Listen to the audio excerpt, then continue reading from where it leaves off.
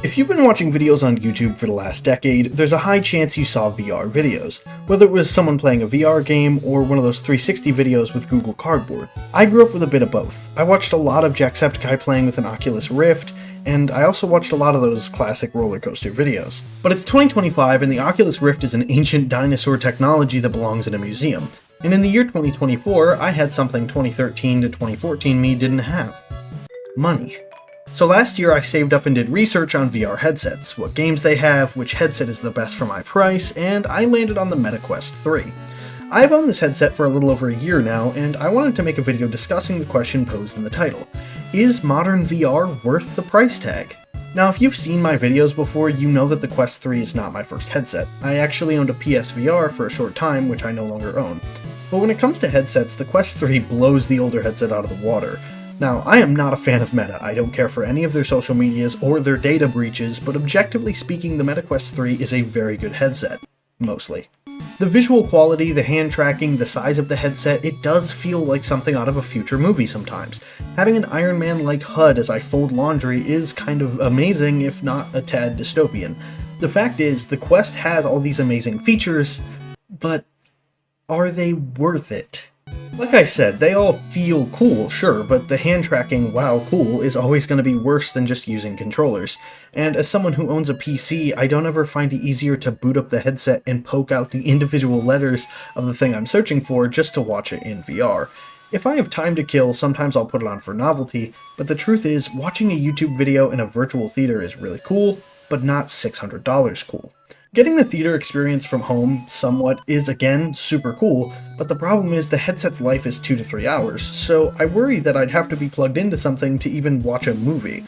I'd imagine that you can watch a movie without it dying, but as of this moment I've never tried. But hey, if you're concerned about your battery life, you can always buy a battery life add-on that costs $130. I wanna take you for a ride. In case you couldn't tell from that ending sentence of the last chapter, I have a lot to say about the pricing of VR headsets and headset products. The Valve Index is one of the coolest VR products I've ever seen, maybe ever. The controllers make me want to learn how to do a backflip just so I could be a fraction of how cool they are, but there will never be a day where I drop $1,000 on a VR headset. There's no reason to be spending that much on a headset, especially now. And even with the Quest, it may be the most affordable headset on the market, but the Quest 3 is a $500 console, which, to be fair, is pretty similarly priced to the PS5, Switch 2, the Xbox Series S, E, and X. But to be fair, you could also buy 5 GameCubes for the price of a PS5, and the GameCube actually has games. Getting back to VR headsets, let's talk specifically the Quest 3, as I believe it's the most affordable, and it's probably what most beginner VR players are going to be buying. The console starts off at $500, which is affordable in terms of VR, but then a battery upgrade runs you $130, you can replace that fabric interface with a silicone one that runs you another $40, the officially branded Meta power adapter will cost you $40, and that doesn't even come with a cable.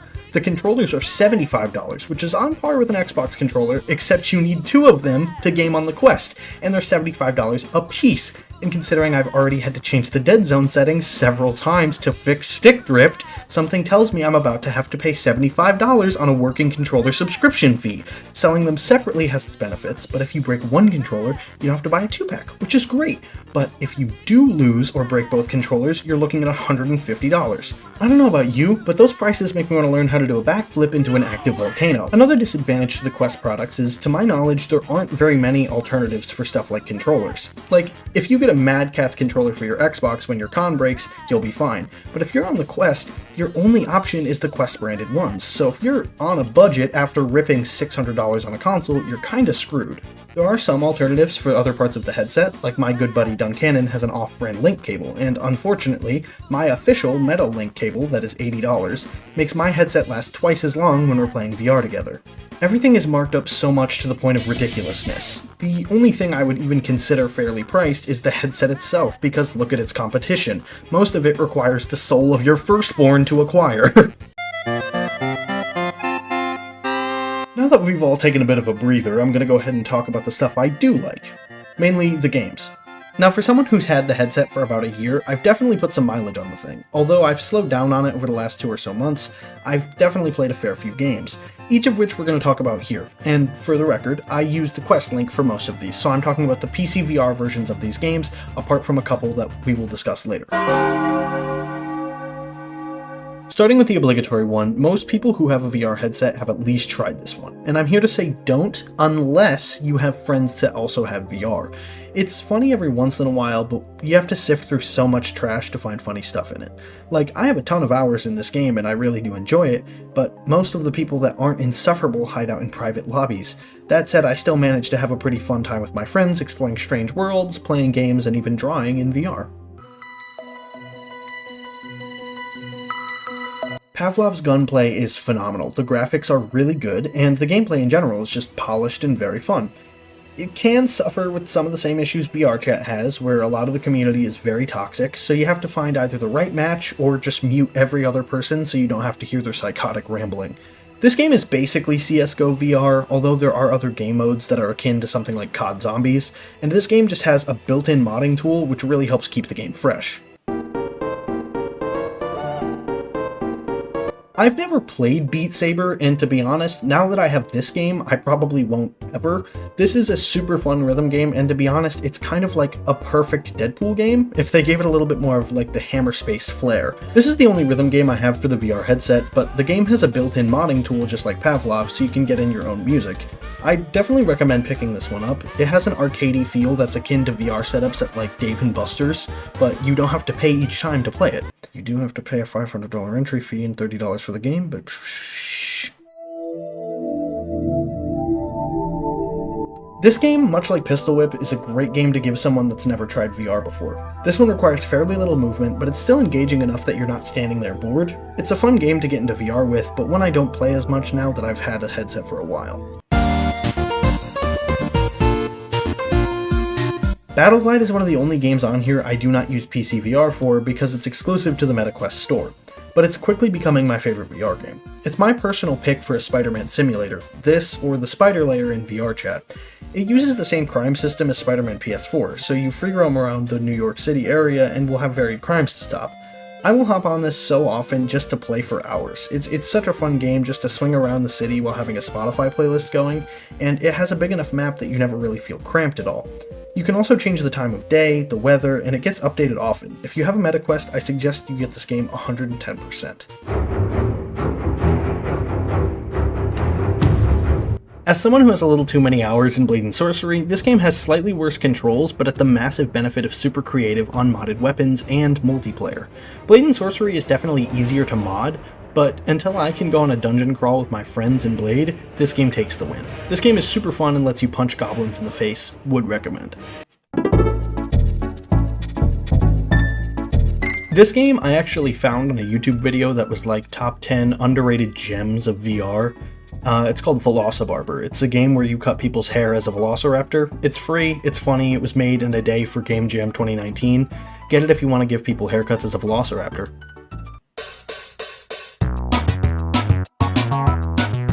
So this is a game that's VR supported, not VR specific, and it shows. I love this game, but its VR mode is very buggy, which makes sense because it wasn't really a feature that was crazy important to them. I couldn't even capture VR footage because it looks so buggy on monitors. I'd suggest buying this one not for the VR stuff, and just look at the VR mode as like a bonus, because when it works, it's an amazing experience. Especially if you have a racing wheel as well as a headset, it easily becomes the most immersive at-home VR can be. This game is a stylized roguelike gunplay game that is super fun, and it's a great game to get used to VR controls and gameplay as a whole. It was one of my first VR games I got for my computer. The randomized nature of it also really helps keep the gameplay fresh every time you boot it up. It feels like classic Doom meets Ninja Turtles with its 8-bit aesthetic and its dungeon crawler inspired gameplay. This is the first gun game I played in VR, and it feels super fun to play, as well as just being a neat time killer. I love Thrill of the Fight 2. This game is just so insanely fun and super goofy most of the time, and it's just a banger. I don't play it super often, but when I do, it's really fun. There's also a character customizer where you can create some fascinating homunculi. And this is one of the few VR games that are like actually tiring. This game has a velocity-sensitive control scheme, so you really have to whip a punch to do damage, and full-force punching thin air for 20 minutes at a time can be a little tiring. This game is really cool. The movement is less than perfect, and I've accidentally messed up my paintings by turning the wrong way a few times, but there is an undo button, so it's not a huge deal. I spent a lot of time playing this game. I've done plenty of paintings, and the game itself is incredibly accurate to real-life painting, as someone who's dabbled in that. Sometimes I'll boot this up, turn on some Leve music, and just paint for fun. I'd highly recommend Leve and the game.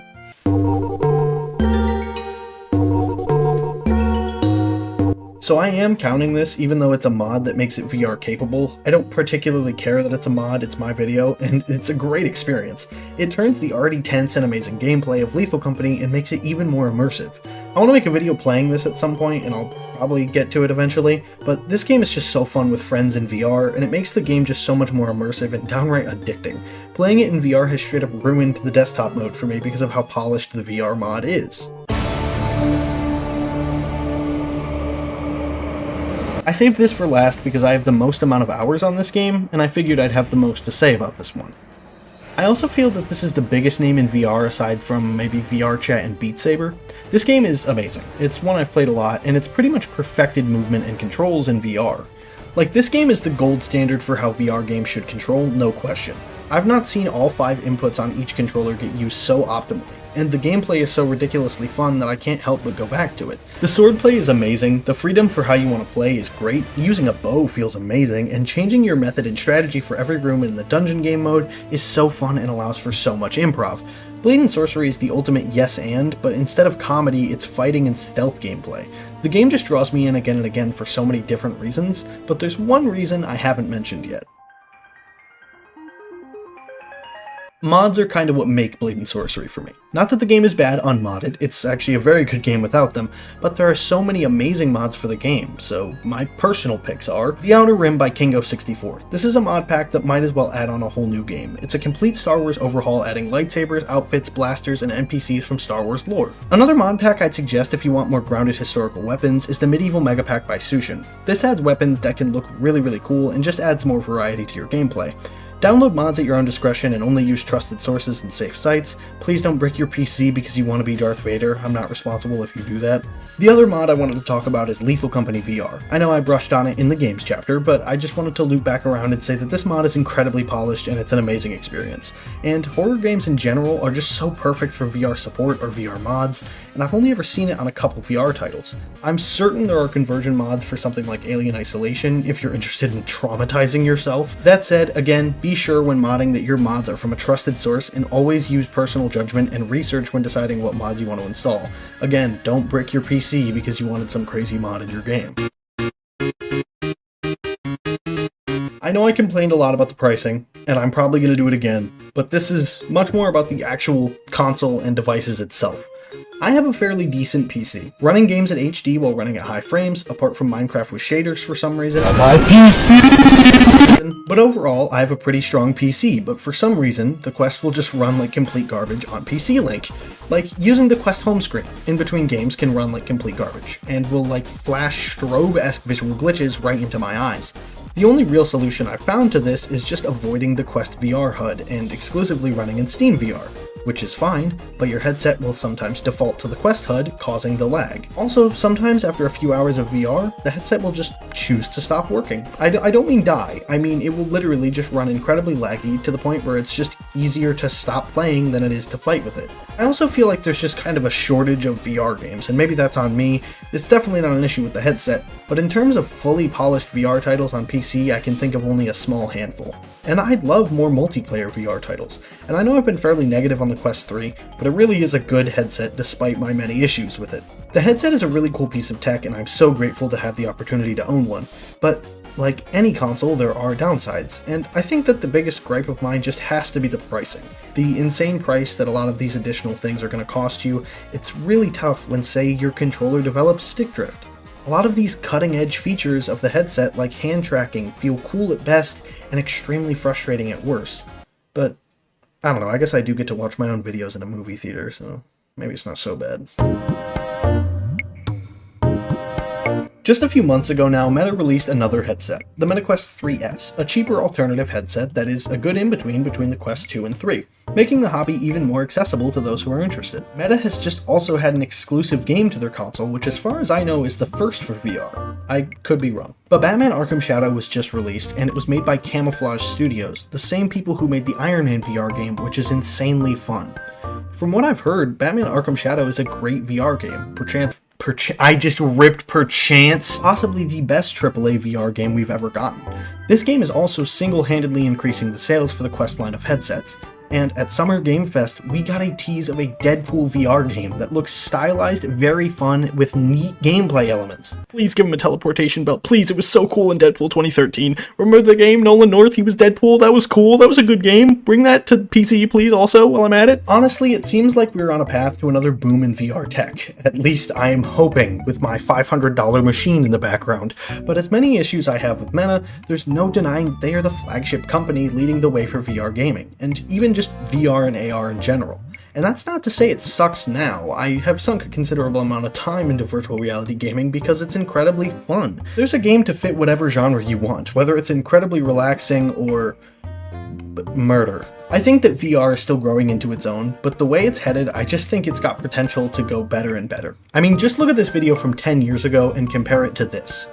The amount of progress made in such a short window of time is astonishing. I think that VR has a lot of room for improvement, clearly, but it's becoming more and more affordable, and I think it's well worth it for the experiences you can have. All in all, I think the MetaQuest 3 is actually worth it, at least in my circumstances.